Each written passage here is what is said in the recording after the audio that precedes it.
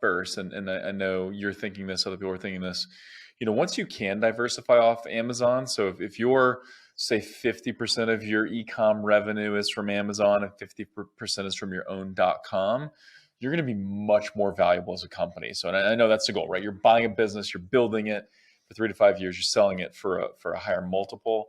And so diversifying off Amazon is critical for that.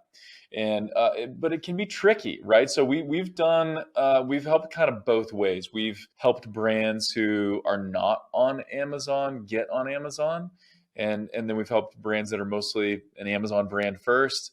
We've helped them try to diversify off Amazon. It's actually quite a bit easier to build a brand if you're good at building a brand direct to consumer. And then you've got this brand equity built up, and then you launch on Amazon. It's like you're off to the races, immediate lift in sales. Quick example there. I don't know if you've heard of Boom by Cindy Joseph, Jared, Yes. but they're a cosmetic brand, skincare brand for women over the age of 50 primarily. And so Ezra Firestone, a good friend of mine, we've run all his Google and Amazon or Google and YouTube traffic for about 6 years. 7 years maybe. We just helped them launch on Amazon. So they had this great brand built. They were driving traffic on YouTube and on Facebook and stuff. We built out their brand presence on Amazon and quickly went from like 0 to 5 million a year in sales on Amazon just because they had so much brand equity. And we deployed everything. Like we ran Amazon ads. We did all the stuff we needed to do on Amazon, but it was easy to scale. A couple of interesting things there. One, they have the margins to do that, right? They have the margins built in where they can invest in top of funnel Facebook and invest in top of funnel YouTube and go out and drive new customers. We've ran into a few other brands that were kind of built for Amazon, right? There have been some snack companies we've worked with, a few other brands that the margins are pretty thin, right? Like the amount they can invest in getting a new customer is like $20 or something, which that can work if the only method you want to use to grow your business is like Amazon ads, right? Because you can run Amazon pay-per-click ads and get new conversions and new customers for pretty inexpensively. But if you want to drive Facebook and YouTube traffic to build a brand, you need to be able to spend like 40, 50, $80 to drive a new customer to really do that predictably and scalably.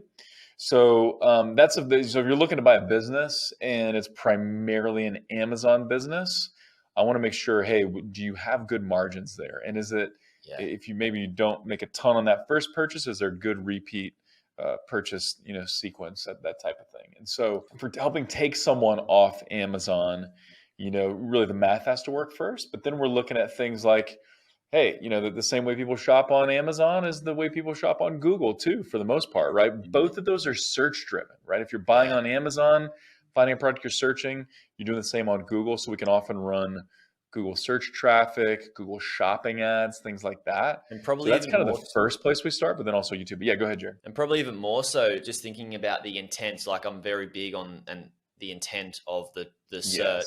People are going to Google for answers and products, wherein people aren't really on Amazon going for answers. They're just going straight up for products. So the intent is probably higher. And I guess that's why they've become so good at having these e-commerce businesses. And I'm not really calling them brands yet, because I want to talk about the difference between a brand and an e-commerce business and what the different stages is. I'm really, really interested about that, because I think it's gonna be super valuable for everybody. Amazon are really smart, really good at keeping people in Amazon and on Amazon and making sure their business stays within Amazon, even to a point where people will pay for Google ads to send people back to the Amazon store. We do that a lot, actually. Yeah. It's crazy, right? Yeah, it's super interesting. And I remember it really surprised me when I first saw it, but then I was like, well, no, it actually makes sense, where there are millions of searches a month, even for smaller categories. So we had a client who sells bedding on Amazon, but there are millions of people a month that search for various bedding terms like sheet, king size sheet, Amazon, but they're searching on Google, right? So for a lot of people, the internet just begins on Google. And so that's where people search. So we do a lot of that. We do a lot of running Google ads back to Amazon, which is super interesting. I guess we should touch on that, because my thinking is that you could be cannibalizing your business by not having the right or selling your products off Amazon and getting a higher profit margin if people are just to say mattress, Posturepedic mattress, and Amazon, the keyword Posturepedic mattress, Amazon, obviously direct them to Amazon with that. But if you have Posturepedic mattress, you'd be crazy to send them to Amazon, right? When you could be having a higher profit margin and building a brand off Amazon for it to become a viable sales channel. Am I thinking correctly here, or?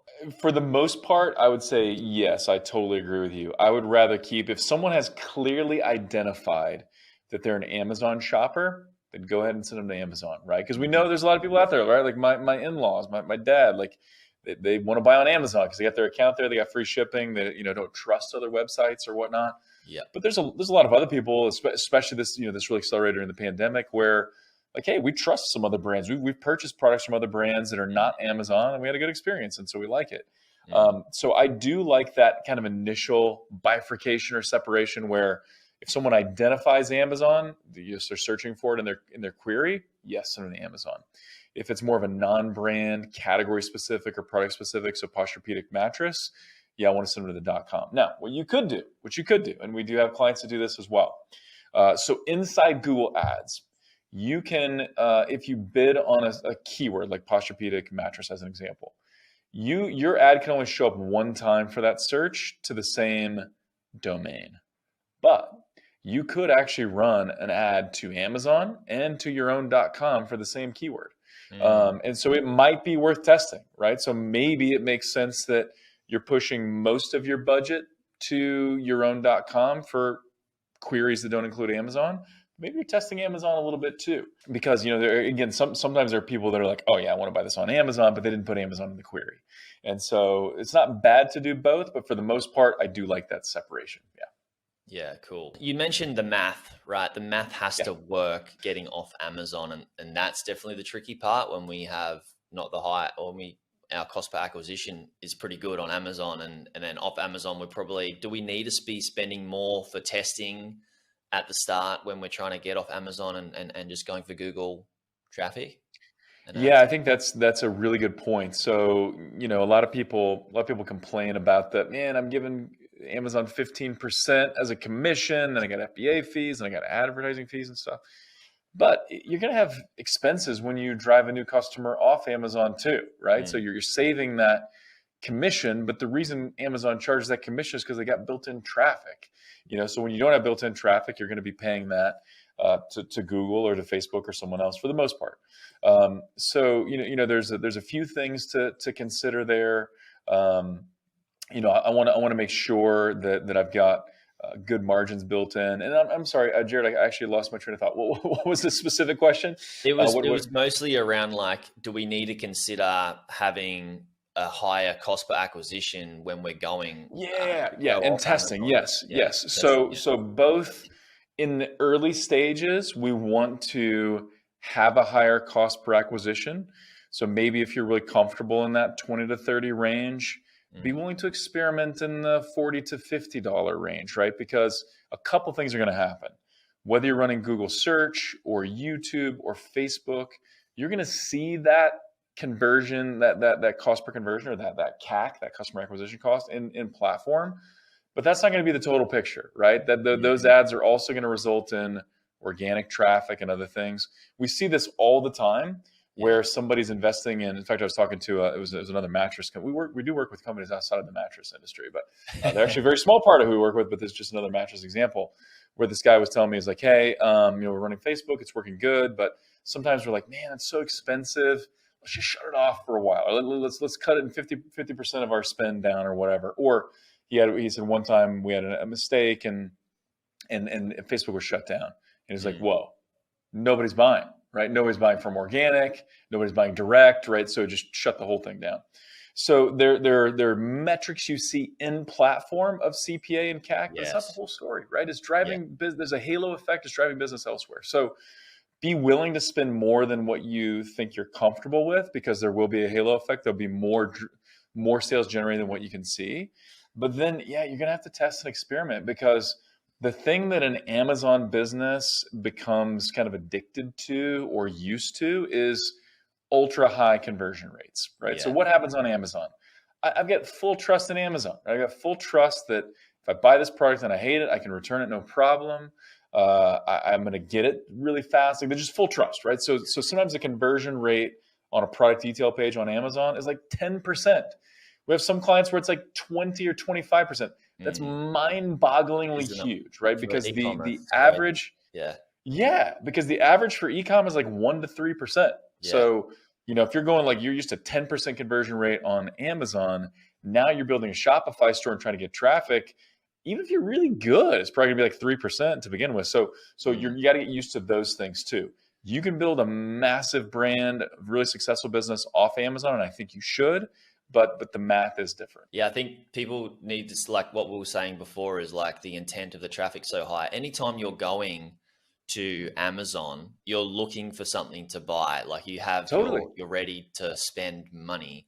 Coming Yeah. back to like the Facebook ads and like, oh hey, maybe we'll turn the Facebook ads down a little bit. And then the example of, oh wow, like there was a bit of an error, some ads may have got shut down or whatever, and there's no sales from anywhere. Yep. I think people forget, and I've seen this with marketing campaigns that we run, the global effect of the web, where people might see, all right, this is on Facebook. I like the idea, but I'm going to go and search